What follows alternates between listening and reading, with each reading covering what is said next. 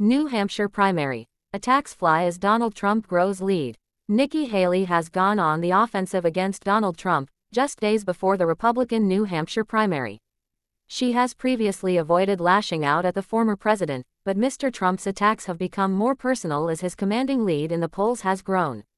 Mr. Trump is leading with 50% of likely Republican voters in the state, with Nikki Haley trailing far behind.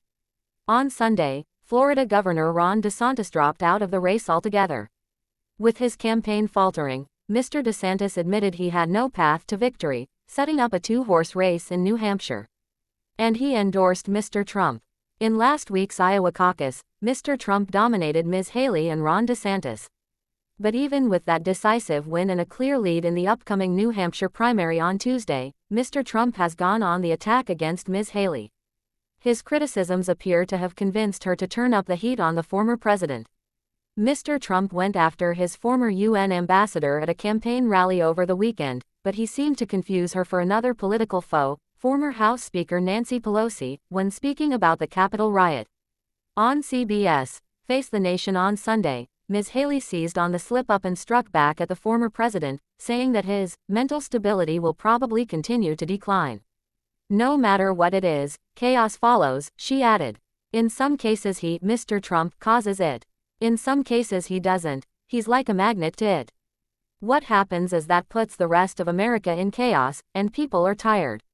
The former UN ambassador also blasted her one-time boss as soft on undemocratic leaders, alleging he did not hold Russian President Vladimir Putin, North Korean leader Kim Jong-un, and China's Xi Jinping accountable.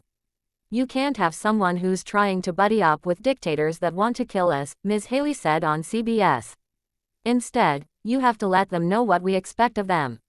That's the difference. Characterizing Mr. Trump as a mayhem and temper-fueled candidate appears to be a new counter deployed by Ms. Haley. It comes after he has ramped up personal insults on her in recent days. On Friday, for example, Mr. Trump took to social media to refer to Ms. Haley as Nimbra, a misspelling of her birth name Nimrata, and to baselessly suggest she was ineligible to serve as president or vice president in the U.S. The jab against the U.S.-born Ms. Haley, whose parents emigrated to the U.S. from India in the 1960s, was reminiscent of the false birther attacks Mr. Trump deployed against former President Barack Obama. Ms. Haley responded to the baseless claim by telling reporters in New Hampshire that Mr. Trump is clearly insecure if he goes and does these temper tantrums. Her decision to fight back against Mr. Trump, something she has been loath to do on the campaign trail, may have come too late in this primary, however. While Ms. Haley appeared to have some momentum a few weeks ago, polls released before Mr. DeSantis quit showed Mr. Trump dominating ahead of the New Hampshire primary. Mr. Trump led with 55% support among likely Republican voters, compared to 36% for Ms. Haley and just 6% for Mr. DeSantis. Haley's uphill battle to catch Trump in New Hampshire. What to watch for in the New Hampshire primary. A separate poll, from CNN, had Mr. Trump with 50% support, compared to 39% for Ms. Haley and 6% for Mr. DeSantis.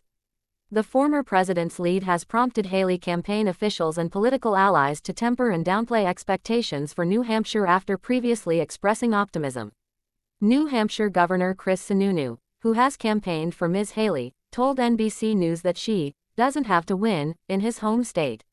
He claimed that any momentum from this week's race offers an amazing opportunity to turn this around. Additionally, Haley campaign manager Betsy Ankney repeatedly declined to offer a prediction during an on-the-record briefing with Bloomberg News, telling reporters only that Ms. Haley needs incremental progress. "I know everyone wants us to put a number on it," she said.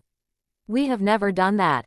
We never will." Mr. Trump's campaign has also received a boost from the endorsements of two former opponents for the Republican nomination, North Dakota Governor Doug Burgum and South Carolina Senator Tim Scott.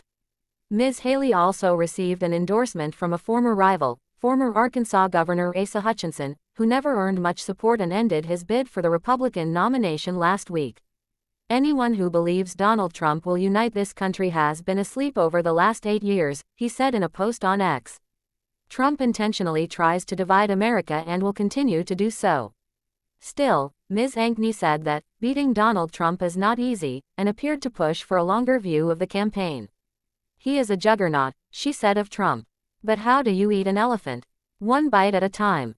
We have to continue to show incremental growth and progress until we are the last man, or woman, standing against him.